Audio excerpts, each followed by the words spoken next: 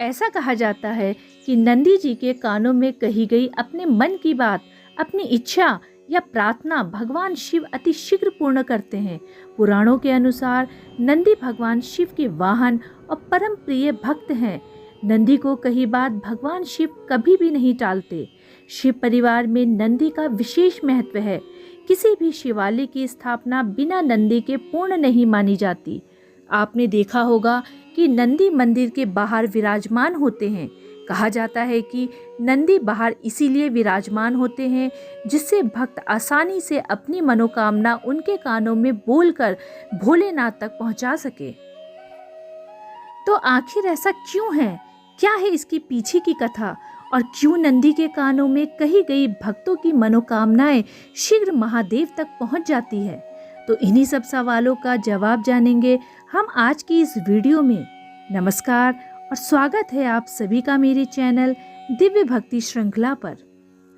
शास्त्रों में बताया गया है कि स्वयं भगवान शिवजी ने नंदी को यह वरदान दिया था कि जो भी भक्त तुम्हारे कानों में आकर अपनी मनोकामना कहेगा उस भक्त की सभी इच्छाएं जरूर पूरी होंगी।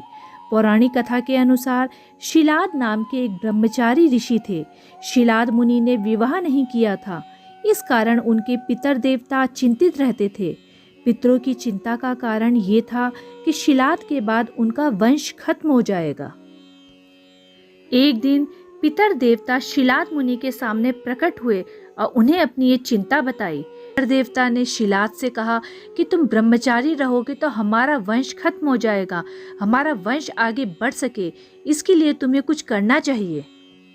तब अपने पितर देवता की चिंता को जानकर शिलाद मुनि ने पुत्र प्राप्ति के लिए शिवजी को प्रसन्न करने के लिए तप किया। भगवान शिव मुनि की कठोर तपस्या से बहुत प्रसन्न हो गए। शिलाद मुनि के सामने शिवजी प्रकट हुए। भगवान शिव ने शिलाद मुनि से वरदान मांगने के लिए कहा। तब भगवान शिव से शिलाद मुनि ने वरदान में एक बैल जैसा पुत्र मांगा। भगवान शिव ने शिलाद मुनि की इच्छा पूरी होने का वर दे दिया और अंतर्ध्यान हो गए। कुछ समय बाद एक दिन शिलाद मुनि खेत में हल चला रहे थे। उस समय उन्हें खेत में एक छोटा बच्चा मिला।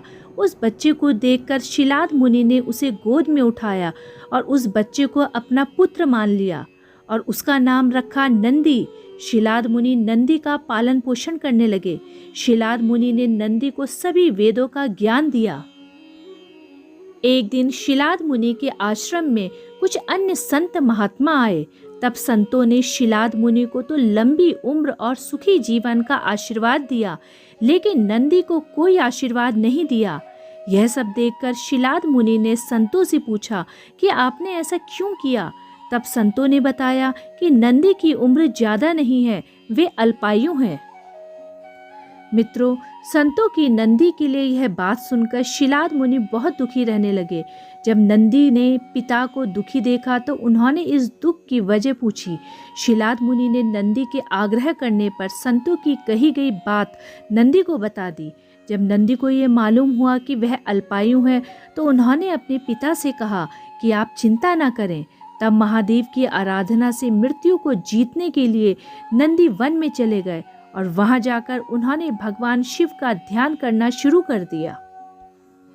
तब भगवान शिव नंदी के कठोर तप से प्रसन्न हो गए और उनको वरदान दिया कि नंदी तुम मृत्यु और भय से हमेशा हमेशा के लिए मुक्त हो।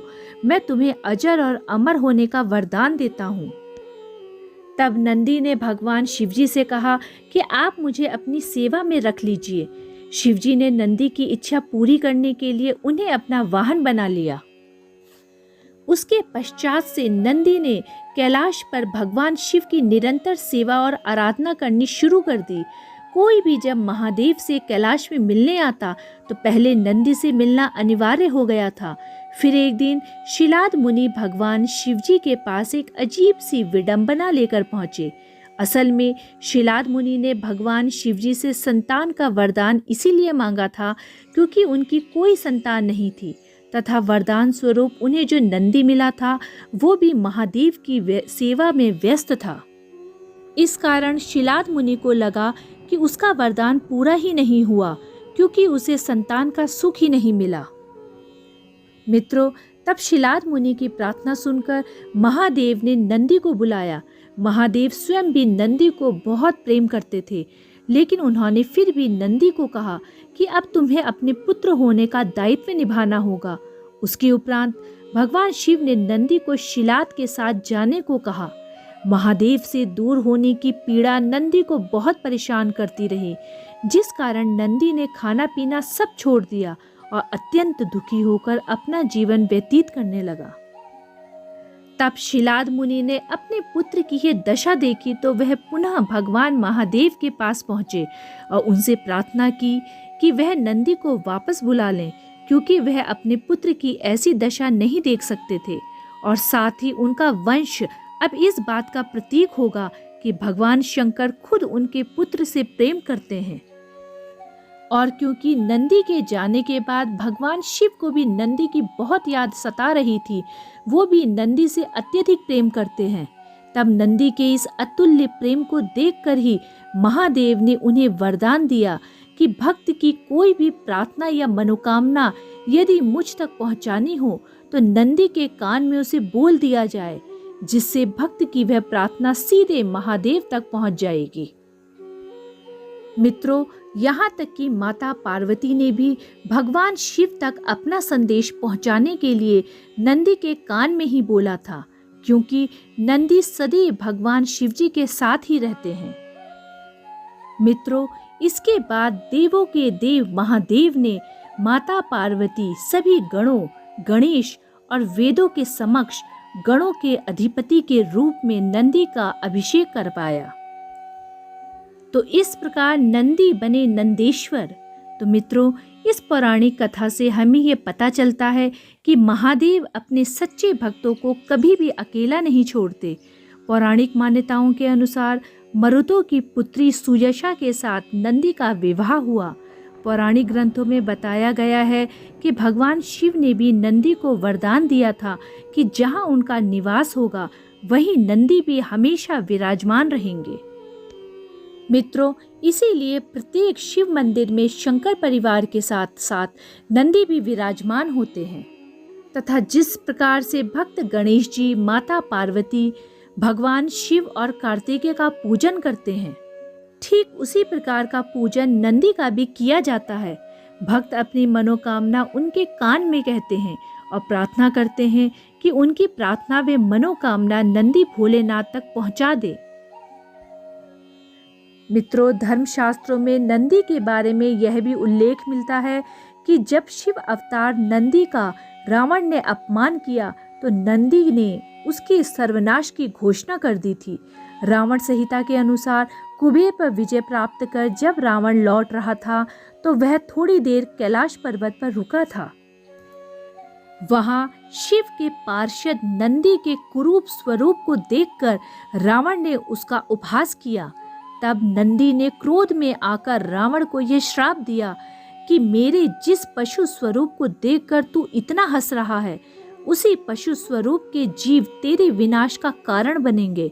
और अंत में नंदी का ये वचन सत्य भी हुआ। तो मित्रों, यह थी नंदी की कहानी जो बाद में नंदेश्वर बने। इसीलिए कहा जाता है कि अगर मन साफ हो और भगवान के प्रति आस्था व भक्ति सच्ची हो तो मनुष्य का उद्धार अवश्य हो सकता है। तो मित्रों, यदि आपको मेरा आज का वीडियो पसंद आया हो तो कृपया मेरे चैनल दिव्य भक्ति श्रृंखला को लाइक, सब्सक्राइब व शेयर करना ना भूलें। आगे भी मैं ऐसी ही पौराणिक कथाओं को आपके समक्ष प्रस्तुत करती रहूंगी। धन्यवाद।